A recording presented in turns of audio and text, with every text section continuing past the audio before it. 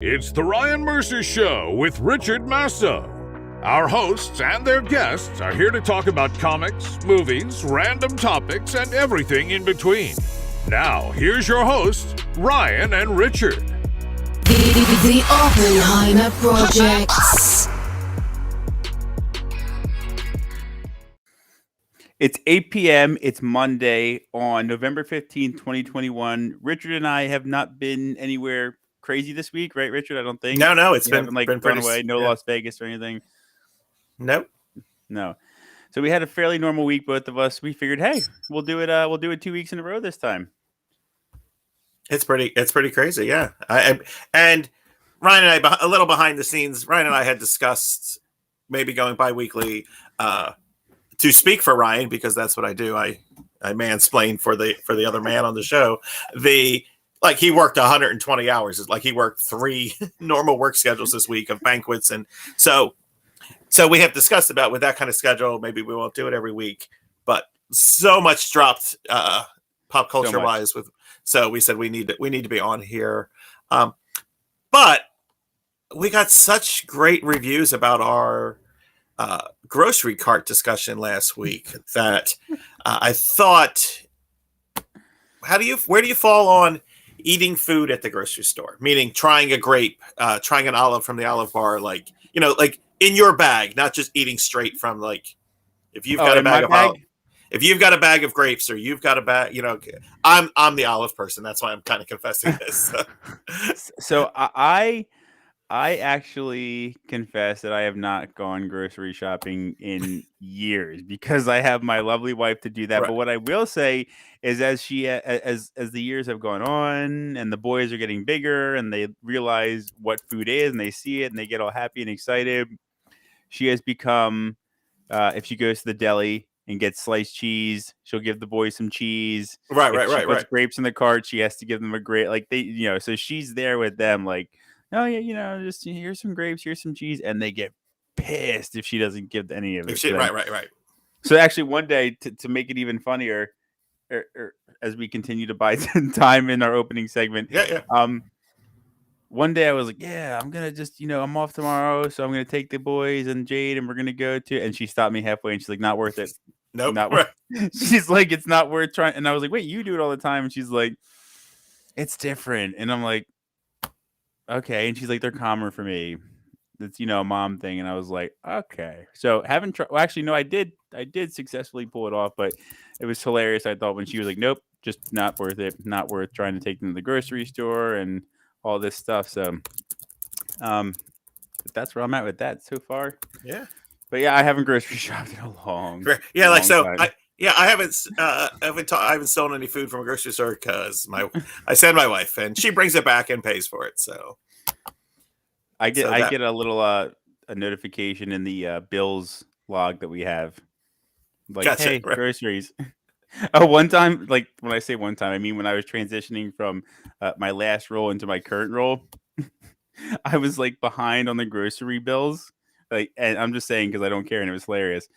And it got to the point where we were in the kitchen one night, and I was eating the cheese, and she was like, "You're just really indulging on those groceries that you don't pay for, aren't you, bud?" And it was one of those things where, she thought it was so funny that I just, like, almost choked on the food laughing at it. Right. But it was funny. Good times. Yeah, it's good. It's good times. Speaking of good times, people went to the movies again this week.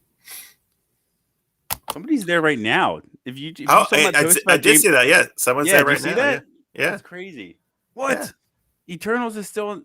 I heard Eternals is spoilers. Clifford? Eternals. I'll let you do it. I'll let you do it. All right. No, I mean, yeah. Listen. So number 1 at the box office this week for the second week in a row, which is not something we get to say too much in the last year, is Eternals, coming in with 45 million, which is about,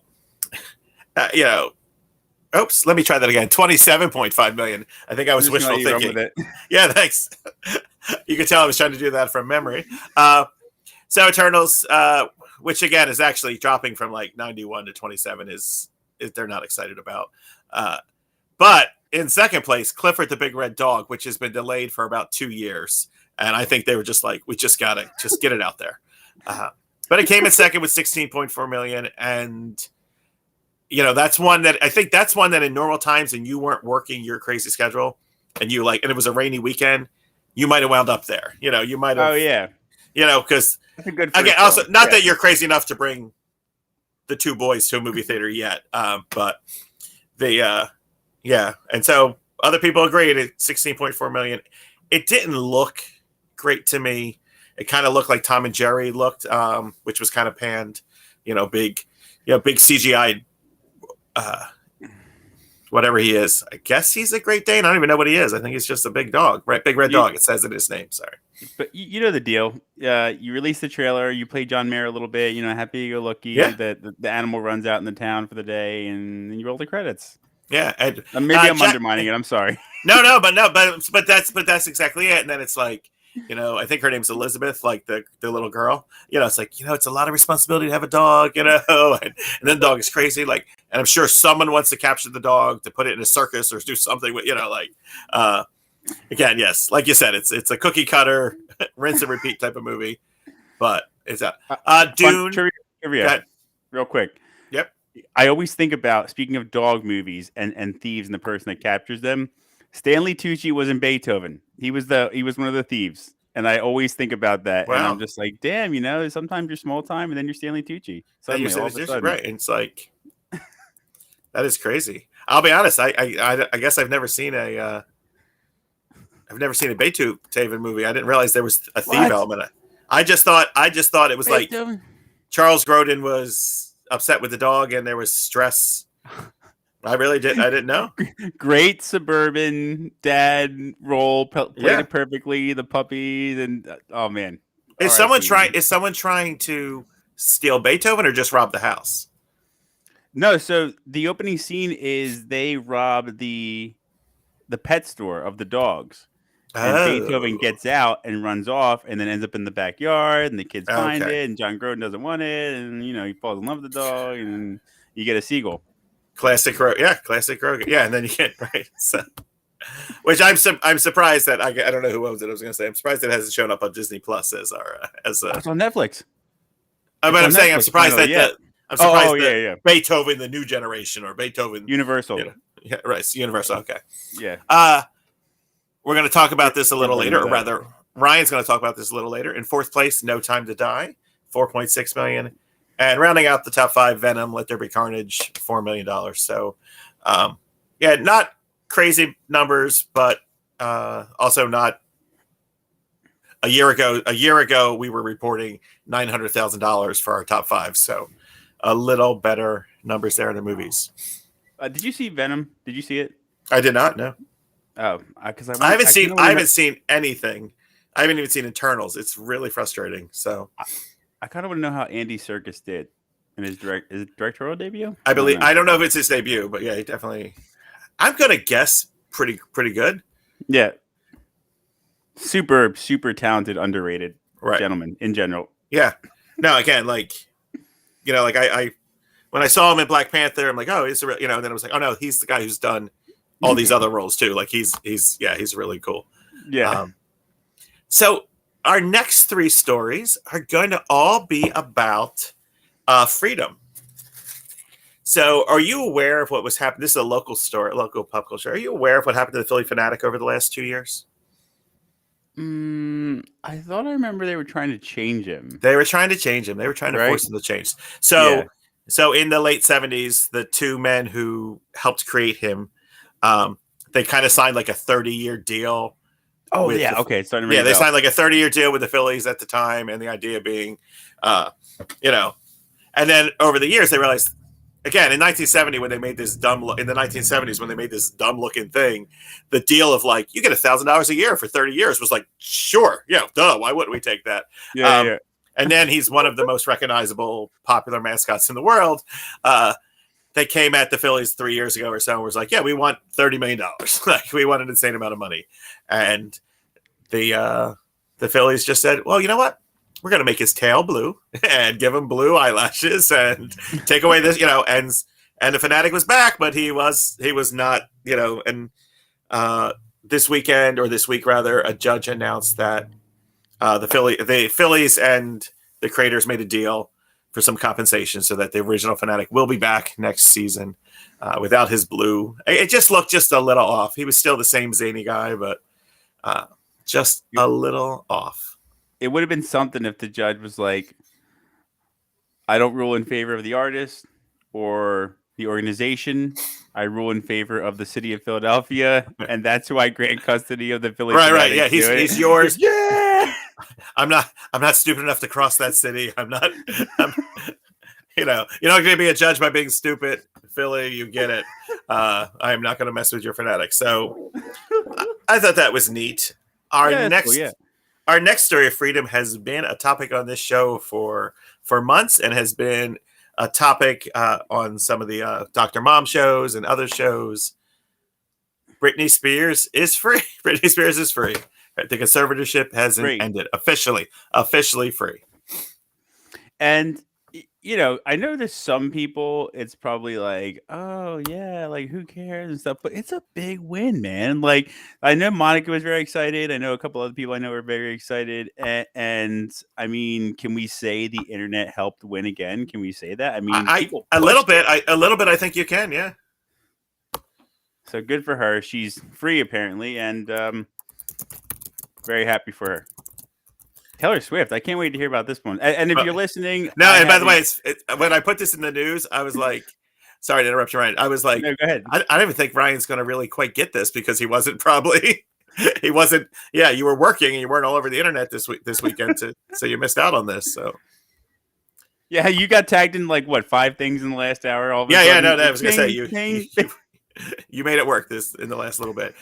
So Britney's free. Actually, just saw before we got on TMZ had a really interesting discussion that I want to kind of have with you, which was so of course the paparazzi caught her going out to dinner with her fiance, and Harvey, I guess the now worker because he doesn't own TMZ anymore. Harvey was like, "All right, there's 10,000 restaurants in Los Angeles," and she chose one of the ones that the 10 that paparazzi lives at. She chose to go to, she could have gone to anyone. She could have, and there was an interesting debate where people were like, yeah, no, she's Britney. She's looking for attention. And then some people are like, or she's showing she's got the freedom that she can go do what she wants now, so yeah, it was interesting, interesting being in defense of, so a little of the details, and I know very little details, is just that there are some safeguards in place to kind of protect her financially. By protect her financially, if she suddenly goes to try to buy an island and maybe squander her fortune, there's some limits to.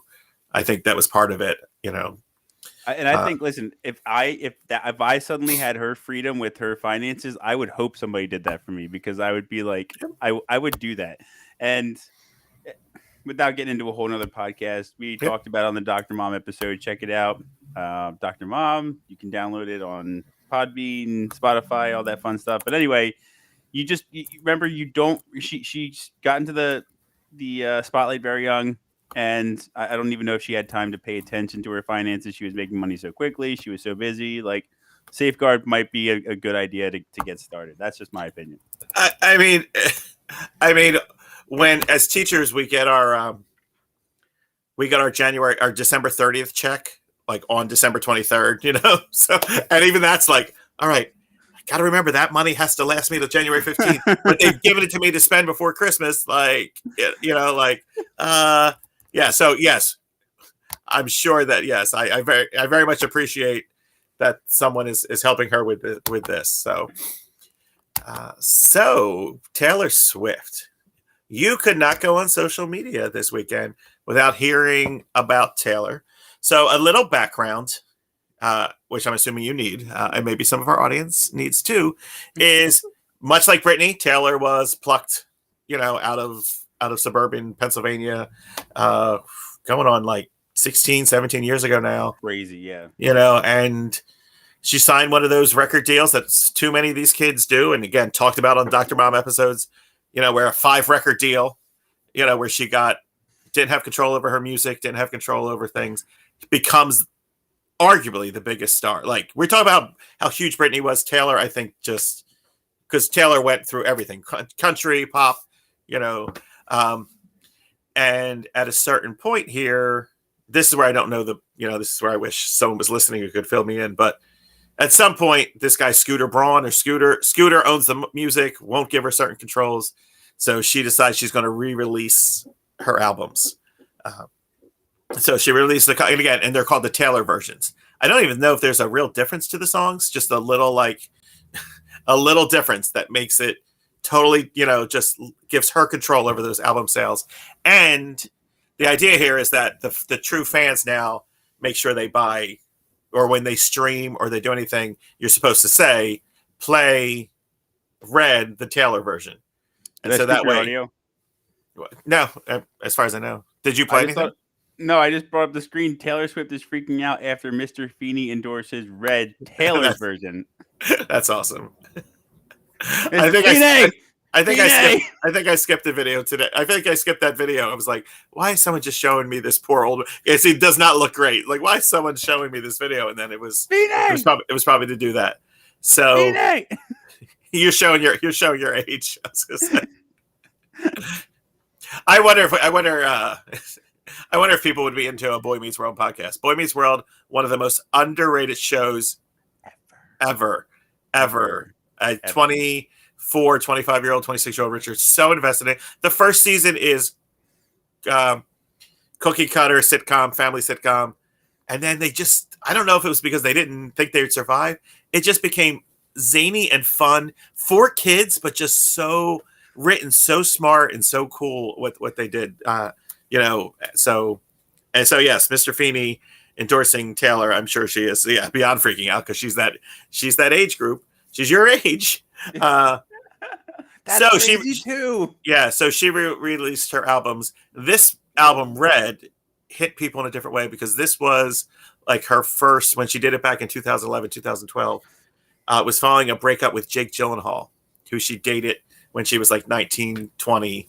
So all the songs, most of the songs on the album are written about Jake and how he kind of gaslit her and treated her, and like, we are never ever getting back together, and some of the lines from that. Oh, that was Jake Gyllenhaal. That's all Jake Gyllenhaal. Yeah, just about how hilarious. He talks about how his indie music is much cooler than hers, and so now at 31, she's re-releasing this, and all of her fans who've grown up with her are just on social media destroying Jake Gyllenhaal. Like, they're just, and again, she did a 10-minute song on SNL. She just sat up there for 10 minutes. She made a video to go with it. So I always liked Taylor Swift. The same. Social media worked on me this weekend where I'm like 100% behind Taylor Swift. Shanna joined me later in the week. She wasn't into it like I was. And she's like, I don't get it. I was like, I've lived it. I've lived with TikTok and Twitter for the last 3 days. She's, so it's interesting. And, but again, Taylor's out there. It really is one of those Dr. Mom, more lawyer mom, interesting discussions about, control of your music and what you do. And I'd be really curious if there's anyone out there who knows any young stars.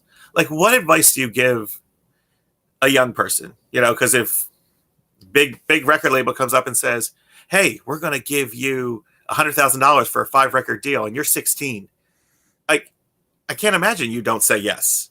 No, and I also think, mom and dad, aunt and uncle, whoever the guardian is. Yeah, sure. Right? Like, don't fault them because you're like, the rights don't matter. Like, we're getting paid, right? But then when you get the money and years go by, you're like, damn, I put a lot of time and energy into this and it's not mine. I could see being frustrated like Taylor or whomever it is, like, damn. Right. And again, and that's why when these people are like, why is these jackasses still touring after all these years? Because that's where they get their money, because they get nothing off of Journey gets probably, very minimal off of all the uses of their, so it's stuff like that. And I'm sure someone would, this would be a funny thing because I'll probably quit at the same time. I really can't wait till we're super famous and we have, people who are instantly commenting like, no, Journey, or like people who know everything. Journey owns 17% of their music. They're not suffering. Or, and then here's the comment section. You know how it's right. Just building. I'm like, all right, I just misspoke. I'm sorry. It was a bad example. So again, really, really curious, and hopefully it works out. Again, Taylor is not suffering. Taylor is not, her. She's done really well. But for me, it's just more about like, yeah, I want that, and I started to say, but then distracted myself. Like, is Taylor someone? Are there hundreds of Taylor Swifts out there who we don't know about because they didn't have they said no, I don't want to sign that contract, and they didn't get backed by the big machine. They didn't get the huge backing, of the record company that kind of makes you famous, gets your radio time. Yeah. So again, like, but to me, like, I look at her, I'm like, she's a one in a million talent. She was going to break through, but no, I totally agree. We will say, you know what? Speaking of freedom, Daniel Craig's final James Bond has come out. You want to talk about it? I do. Like, and literally, you talk about it. So. Yeah, I do want to talk about it. I know Richard hasn't seen it yet, but hopefully I don't get Richard all jacked up here with the sound. Here we go. Sorry, just to run. I am a huge James Bond fan. Have been since, oh God, when I was 9 years old, when GoldenEye suddenly came out and is now one of the biggest video games ever. And love James Bond since, love Daniel Craig. And here's where people are going to go, oh, what, really? Daniel Craig is my favorite James Bond. I think he did a great job. Definitely unique, not as, happy-go-lucky, if you will, as like Pierce Brosnan and some of the other James Bonds. Yeah, not as corny. Like, it was not as corny, or not corny at all, rather. Yeah, I like the stronger look. I like the aggression. I like how he was a little more quiet, right? Soft-spoken. So I despise Spectre, which was the previous film before No Time to Die. And it left such a bad taste in my mouth that I had like when this trailer came out, I was like, oh, cool. Like, let's see like where the franchise is going. So going back to what Richard and I are always talking about how films are available on streaming services simultaneously while being in the theater. Came home yesterday after a long weekend, and I was like, no way. Like, it's available on Amazon. Like, this is what I need to do to like wind down. It didn't disappoint. I thought it was. I'm sorry to interrupt you. No, go ahead. Does it cost a few bucks? $19. Okay, yeah, that's right. Right, so that's like what, two and a half tickets? Or just two, yeah, right. And again, like, but also, you're the perfect example of why this streaming stuff, while it's hated by some people, like, for you to arrange someone to come watch the kids, for you to get out, like all that stuff. Yeah, no, it was perfect. Great.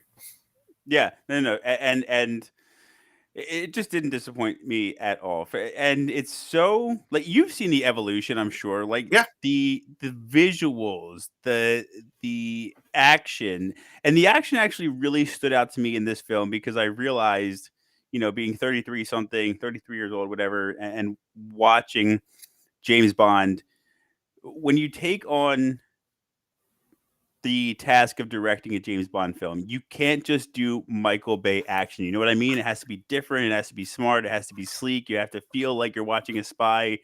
Smart is a great word for it. Yeah, it has to be smart. It can't just be unbelievable. Like Fast and Furious unbelievableness doesn't exist. Right? Won't play with James Bond.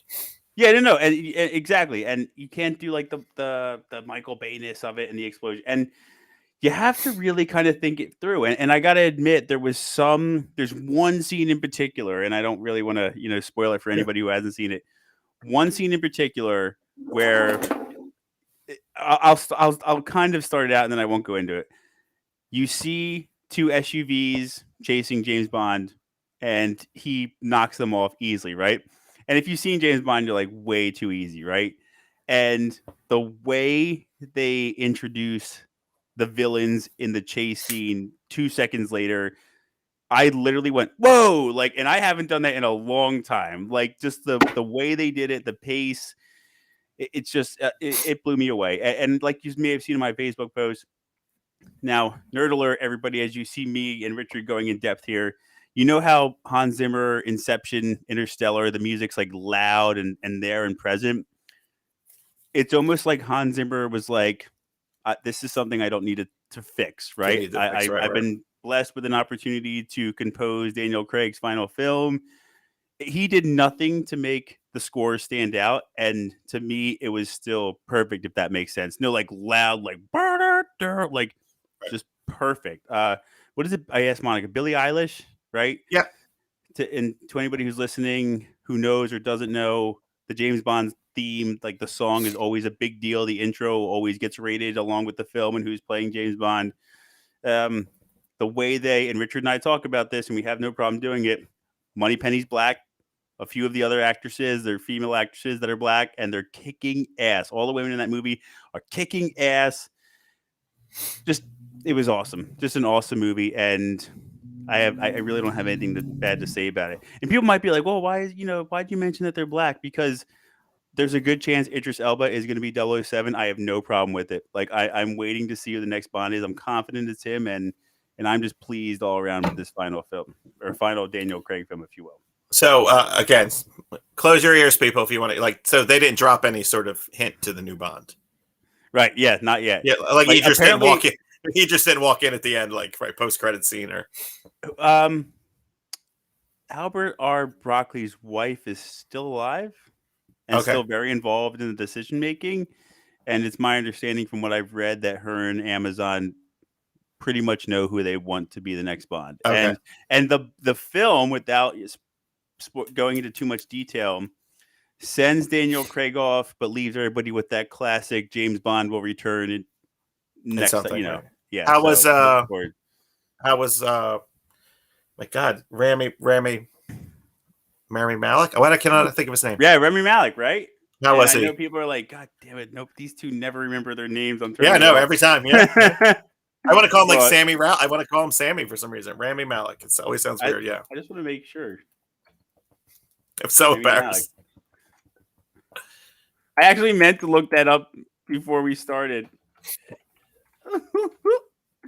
But again, a lot of this Rami Malek. Yes, Rami Malek. Yeah. We got it. We just wanted to be sure, people. That's all. We like to fact check. He was fabulous. Monica was like, he's so creepy, and all I said was, right. I think he knows it and embraces it. But he was a great villain as well, a great addition. Seriously, he plays it right. And a lot of this was filmed close to 3 years ago now. Oh, so, yeah, that's right. I meant to make that point. Like, it was well worth the wait. I apologize when I said that Clifford was like the most delayed movie. Like, No Time to Die has been the most delayed movie by far. It was supposed to be. It's still going to lose by the time Top Gun comes out. Right. Yeah. Right. Yes. Exactly.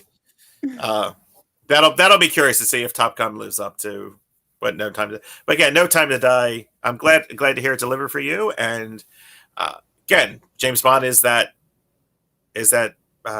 franchise that it doesn't have to end. Like it doesn't follow those stories. Like it's not locked into the mythos that Star Wars and Star Trek and those guys are all locked into, because, while the new Daniel Craig films paid homage and used storylines from the original films, like you can just make up a spy story. Like you don't have to say, oh, right. Like it's got to do what this guy does. And it's got to have Spectre in it. Like it doesn't have to have Spectre in it. Like, and I think maybe that's what they do. Well, I explained that to Monica because she was asking. She was like, how's there going to be spoiler alerts? She's like, how's there going to be another one? And I was like, the rule about James Bond is you just pretend like nothing happened. And I went as far back as to explain how there was Pierce Brosnan and Judi Dench, and then there was just Judi Dench and Daniel Craig. We didn't explain it. We didn't ask questions. You just kind of go with it. Right. And again, it was really interesting with the Daniel Craig ones, where it was like we're watching him on his first mission, like his first missions. And so, right. It was, last thing I want to say about it, we were saying how he wasn't corny. The other thing they did with Daniel Craig's James Bond was he wasn't invincible. Like he he wasn't good at things. Like there are things he's not good at. Like I mean, he's gotten better as the series went on. But like you watch his first film, like he's he's great, but he's also like nope, he missed that shot, or oh nope, he slipped jumping from building to building. Like so, or he's got bandages. Like he's got bandages. I thought that was really interesting. A take on their part, because again, Pierce Brosnan and Timothy Dalton and Roger Moore to a certain extent, they jumped from the space shuttle and they did things. So it was more Fast and Furious, and that was a good thing about the Daniel Craig. Again, I'm sure we have Bond fans on here who could just tell us for an hour why he's not good. So oh yeah. Right. All I'm day sure there's long. something because the people who grew up with Roger Moore and Pierce Brosnan stuff are like, yeah, he's not as fun. He's not, he doesn't joke around. It's like, okay, yeah, fair enough. So hey, you know what? Shout out to Jeffrey Wright. You know what's happening tomorrow? I'll tell you, a trailer's coming out tomorrow. Oh, I saw that. Is it Spider-Man? It's Spider-Man. And Listen, I hope they're not messing with me close. because I hope they're not messing with me because I will just be sitting there like I will be teaching my lessons on my big board like this, going like, all right, guys, and here's how you properly like. What? Oh, hang on, it's out. Wait, have you done that? Question: have you done that? So no, and I was gonna say, so it's funny because the teacher I'm working with tomorrow, I don't think she would be up for it, but when No Way Home, Thor, I started with Thor Ragnarok. Thor Ragnarok hit, and it played that immigrant song, and it was just a cool trailer. I showed it to every class I had that day, and then when Infinity War came out, I showed it to every class like that trailer. And then I think with Endgame, same thing. Like when it hit, I was just like, "Yep, we're watching this." Tomorrow's teacher, I don't think. I mean, not that she's a fuss. She would just be like, she's not into it. Like she's not into it. Her kids aren't really into it, so I don't think. But yeah, no, I will be. That's the cool thing when I've got my big TV in school. I'm like, "Yep, we're playing it." Like, boom. Yeah, we might. I was gonna say we might have to hop on for 10 minutes tomorrow, just because. Again, now if let me know if it just re-shows the other trailer, with like a few added scenes, that's not that exciting. My expectations are high that it is showing us like if it's got Tobey Maguire in it and stuff like that. So curious to see what happens there with that. Definitely. I mean, they have to deliver, right? I mean, because they have the other one like 8 months. It just came out like 2 months ago. Right. I really think they have to deliver.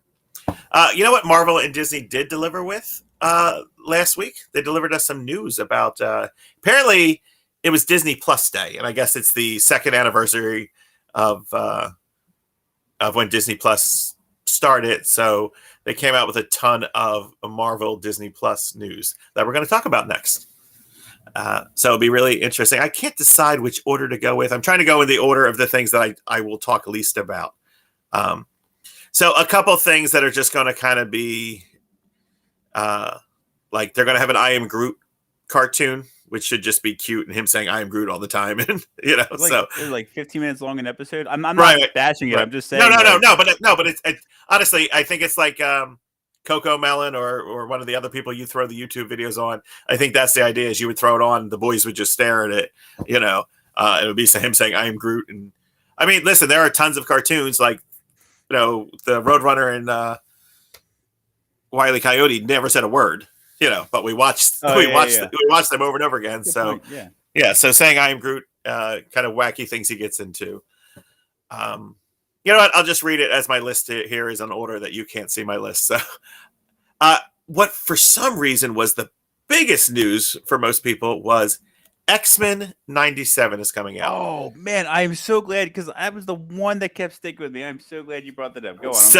So if you know the X-Men animated show from the mid 90s with the like that famous scene, which I just did perfectly there. Like that, it gets you amped up to this day. It gets you amped up to this day. Yeah, sure. If you go on YouTube, that's like where you just see comments like kids today will never know. Like You'll never know, Saturday right. morning. Like Right. That's one of the themes where you just like watch it randomly. Yeah, totally. No, and again, it was one of those shows that Dave and I were in college at the time, and we would go to our cross country meet. We'd set the VCR to tape it. We'd come back and watch it.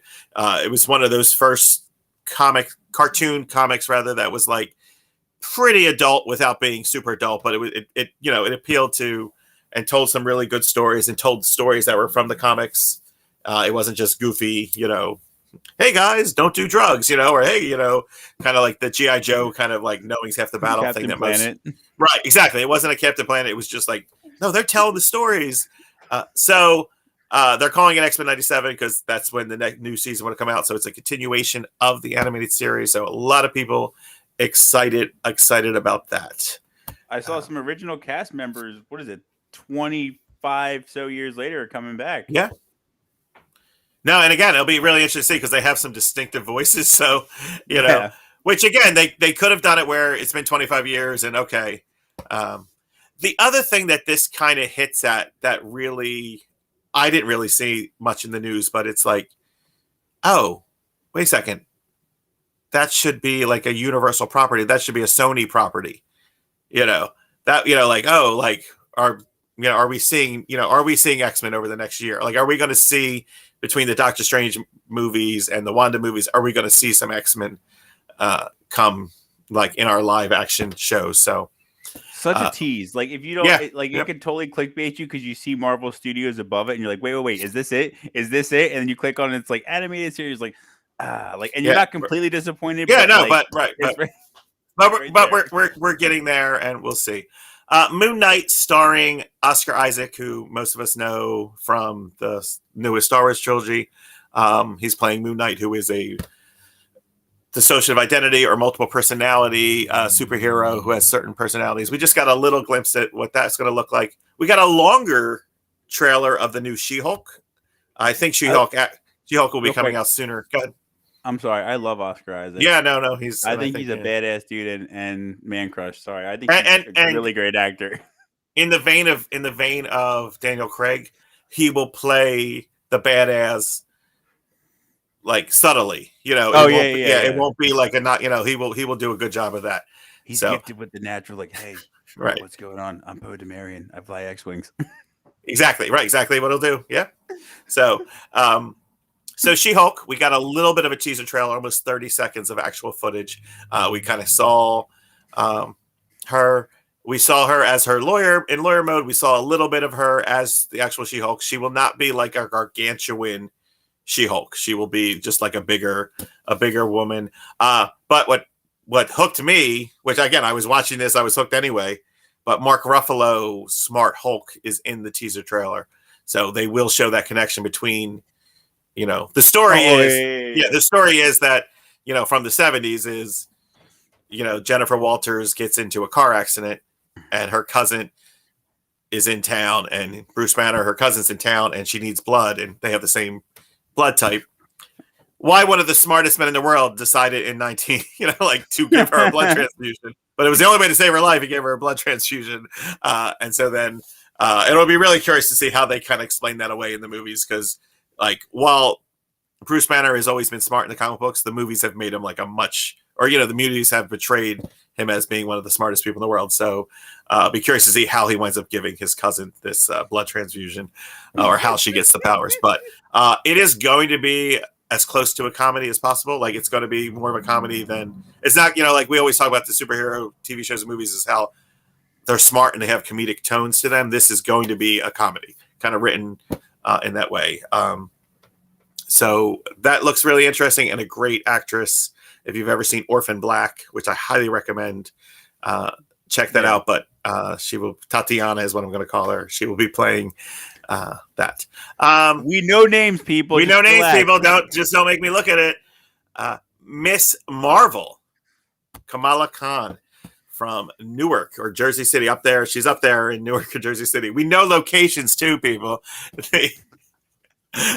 I shared this podcast to Welcome Back Comics Facebook, and I'm just imagining if like one or two people, like comic fans, are watching this going, wait, we're supposed to buy from this guy? he doesn't know where Kamala Khan's from? He's from Jersey David's City. The expert. Yeah, David knows. I just I have Shanna as my girlfriend, and she wraps the sets all pretty. Kamala Khan.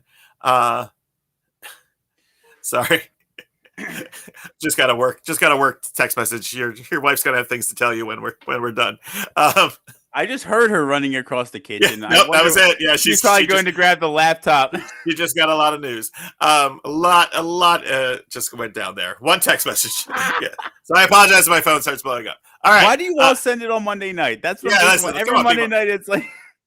I gotta get the board meetings to stop happening, or we just know that's when the one Monday we take off. But it was too much, and I was like, oh great, like I can watch the board meeting, and then I was like, when you texted, I was like, yeah, we got to talk about stuff. We got to talk about Kamala Khan, Miss Marvel. Kamala is a huge fan of Captain Marvel, and then she gets powers, and she kind of becomes this protector of North Jersey. That's what I'll call it. And because I'll be curious if they actually give it credit to Jersey City, or they just call it like a made up town in North Jersey. The little twist to this is that she has really, really strict Muslim parents, and she has to kind of go behind their back. Yeah, so it's going to be really interesting. It's going to be a lot of representation, of course. Like when Ryan said something earlier about like, hey, if you're asking why I'm bringing up that this character's black, but I saw someone put something on Facebook, on Twitter rather, today, of just like, until you're able to walk in someone's shoes, you just don't get what that kind of representation means. Like that there's a Muslim person at home, a little kid at home going, 100%. Oh, she looks like me, like 100%. She looks like me, and how cool that could be. At some point when the boys start to see twins, when these boys start to see, I'm sorry, I'm imagining, because as society gets more and more like we're doing all this phenomenal diversity, years from now when your boys are like, oh my goodness, there's a blonde-haired, blue-eyed person on the street. They look like me. It'll be so, and you have to explain to them, listen, just bad luck for you guys, because for years, everyone looked like you. For years. Long time. Go watch anything pre-2015. Everybody looks like you guys, but that was just our bad luck. Not enough of my genes came out on you guys. You look more like your mom. Sorry. You guys, Jade, you look like Daddy, but yeah. Just how's your next works, boys? Miss Marvel is looking to also be pretty. All right, so we got another season of What If, which I'm embarrassed to say, along with not having seen Eternals yet, I've not watched an episode of What If. So I just watched the 2, but it's good. Yeah, I got to get myself caught up on that. Spider-Man Freshman Year, which is just going to be an animated kind of looking at Spider-Man as a young hero. As a dad, I hope the boys, like, for me, the timing's right. I hope they love it, and I can put that on. We can transition from Coco Melon and Baby Bum to something a little more there's something a little more right. Connect on. Right. Let me see one more. There's a couple more here. Echo is coming out. Echo, starring Alaqua Cox as Maya Lopez. So Maya Lopez was introduced in Daredevil a couple years ago, and she is a deaf superhero. So she kind of worked, to counter work against, Daredevil's blindness and his ability to. She has the same kind of echolocation with her being deaf, but she'll be introduced in the Hawkeye series that's coming out after Thanksgiving, or the Wednesday before Thanksgiving. So, wait, is that official? They're bringing the Netflix Daredevil to Disney Plus. We'll see tomorrow. We will know tomorrow. Yeah, I'm sorry. I took my camera off because I was wiping my nose, and I just did it anyway. That would be something. Yeah, that would be something. And again, I think we've seen either someone really Photoshop the heck out of it, or we've seen some leak cells that Daredevil is definitely in the new Spider-Man. So. That could be a neat setup, because it would be neat to see those Netflix shows, which were really, really good. It's just they just weren't on Disney Plus; they were on Netflix, so a smaller portion of people saw them. Where Wanda, and that's what Netflix. Nothing hit like Wanda. Wanda needs to get all the credit. I was just about to say they set the bar way too high. Yeah, they set the bar way too high, because then it's like I remember thinking like Captain America and Falcon is a show that would have gone nuts over if it had come out before Wanda, but it was fine. It was good, Loki was solid. But WandaVision just set this crazy bar. So Echo will be coming out, as well as Will Ironheart, which is about Riri Williams, who she's a super smart student who develops some Iron Man armor and will take over as Iron Man. Also, Marvel Zombies will be an animated show that's coming out. So, which was actually one of the, I don't think this is the reason they're doing it, but it's one of the first comics Shanna really got into and collected. Not being a comic fan, the idea that the superheroes kind of turned to zombies, and she got into Walking Dead, and then Marvel Zombies came out. So about 15 years ago, zombies were all the rage, and Marvel Zombies should be a nice animated series. And Even Call of then, Duty jumped on the zombie train. yep. And then because I really messed up my segueing there. He usually nails it. I didn't say nail it, but I wound up just talking out of turn there. Catherine Hahn will be back with Agatha House of Darkness. Don't know if this will be a preview, a prequel. What it will be. My So, head is spinning thinking about everything that Marvel has to intertwine. And remember, you said that they're pushing timelines, release dates, and stuff back. And we talked about the reason why, and we still don't have a clear reason. But holy goodness, do they have a ton of things to try and tie into one another? Or so it seems. Like I would be right. like, whoa, slow down. We may have bit off more than we can chew. We need to slow down real quick. And again, now to tie all this in, in the Captain Marvel movie, we were introduced to Skrulls who can shapeshift and take over and look like people. And young Nick Fury develops a friendship or connection with one of these, with these Skrulls. And we learn through at some point later, like in Spider-Man: Far From Home, that Nick Fury is up in some sort of space station. So we don't know if the Nick Fury on Earth that we've seen in the Avengers movies was a Skrull. We don't know what's happening. So they're coming out with Secret Invasion, which is the story of Skrulls, which in the comics was the story of, we found out that for years, Skrulls, it's always funny because sometimes comics plots sound ridiculous. But this was one. So when Skrulls are shapeshifting, they're given assignments, and in order to prove themselves to become like big deals in the Skrull army, like they'll go down to Earth, they'll pretend to be Hawkeye for 2 years, and they take the real Hawkeye and they keep him in a prison, like on a spaceship, and they let the Skrull train, working on their shapeshifting skills, and then they replace them. And it became the most convenient plot point anytime you wanted to kill a character to kind of get that emotional punch and to increase sales.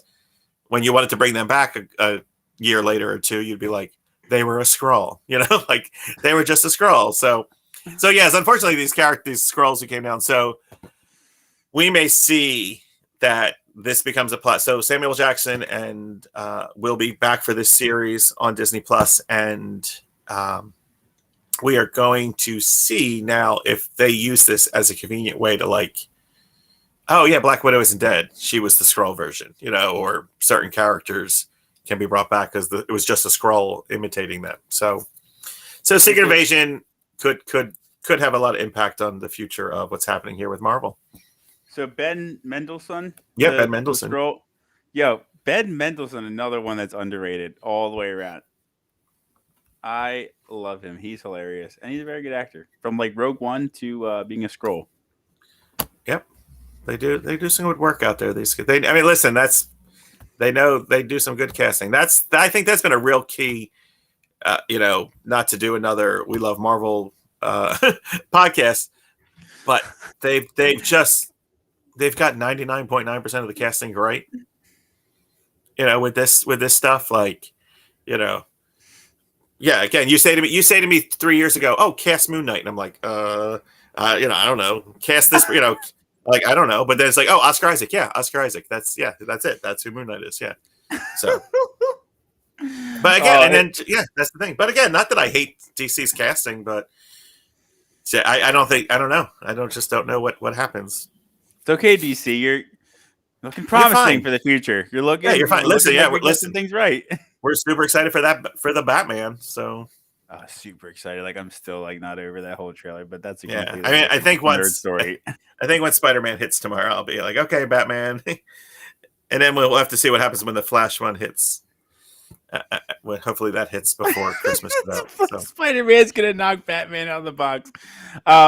No, and just to kind of put the bow on everything that we're talking about, we're gonna top it off with the Spider-Man No Way Home trailer coming out tomorrow, and that trailer, like, talked about for weeks, months, like like looking for any little detail they could, like, oh, the action figure might represent so and so. Right, Oh, right, right, Loki right. might, and they left it with Doc Ock from the original Spider-Man coming back, and people were just like, what? And now, like, whatever we see tomorrow, I'm sure they have a lot of great stuff in store. I hope But so. I looking wish I forward had to the that. patience. I wish I had the patience and the ability to film like a reaction video, because like not to watch it tomorrow and just wait and film myself watching it for the first time. Because it would probably just me going like this. Listen, I don't really, I don't really sure. react. I don't really react to things. I wish Shanna would let herself be filmed for reaction things, because she actually does some good. She does emote. She does some good reactions to stuff. So Is she like, oh, I could be a really popular wrestling YouTuber if she would let me film her react, and I had the patience to edit the videos and stuff like that, and just film her reacting to wrestling. Like it's so cool, because she gives the genuine reactions, and then whereas I'm just sitting here jaded, like, oh yes, I know what's going to happen, like. Oh, you want to hear something funny? Yeah. So this is a random moment. So going back to reactions and wrestling, and so I went to Royal Rumble a couple years ago. Didn't know anything about wrestling. Two kids I worked with in New York, they're like, it's in Philly. You want to go? And I was like, yeah, why not? We go. And I see the reactions, right? And Rey Mysterio shows up out of nowhere after being gone for years. And when I said, the term, the roof came off, like the roof came off, right? And then as far as funny reactions, I'll never forget. I look over like every time somebody came out and they were like, ah, right? And then at Royal Rumble, it was like and it was Gold Dust. Is that his name? And I looked over, and both of them were like, because they were just so disappointed with the lineup, and I was just like, damn, people take this stuff real seriously. People take it really seriously, yeah. So I was gonna say that wasn't the one where people just booed the entire time because they were really unhappy with like Roman Reigns. Yeah. So I think it was 2 years before maybe where the Royal Rumble was in Philly, and then Philly did not disappoint being Philly. Like they just it was not who they wanted to win, and so Roman Reigns, his cousin, is The Rock, and so they were like, all right, we need Roman Reigns to win. The crowd's booing. They sent out The Rock to kind of like have his back and raise his cousin's hand.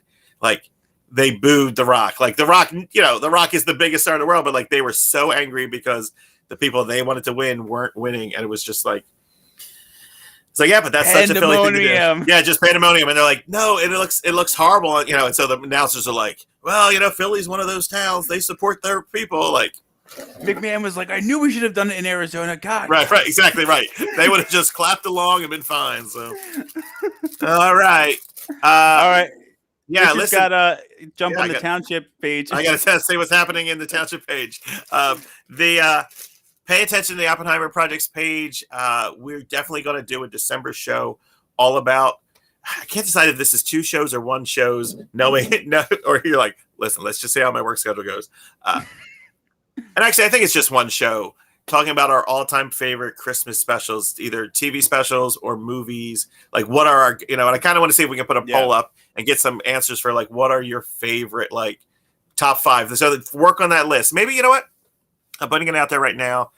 Maybe we can do a Monica and Shanna join us for a family Christmas episode where we all reveal our top 5 shows or movies we have to watch each Christmas season. No, I think we'll share some of our audience answers too. No, I think you're right. I definitely think we need to get people on it. And I'll leave everybody with this thought, okay? I always say Jingle All the Way is terribly underrated as a Christmas movie. So I can't wait to do this episode. Spoilers, right? So, and honestly, like, I was like, I don't know mine, or like I don't quite know. Like I'd have to actually do some work. So I'm excited to dig into that. So yeah. So, all right, everybody, thanks for joining us on our new 30-minute bi-weekly special that we did 2 weeks in a row. That we did 2 weeks in a row for an hour each. So we will get there. We'll figure it out. You might see us tomorrow, depending upon the trailer and what it brings. So it might bring us home. Yeah. I just said home, like home. Yeah, like Mayor Town home. That was good. You're working in Philly now for too long now. So. All right, everyone. We'll see you next time. Take care. Bye-bye. Bye.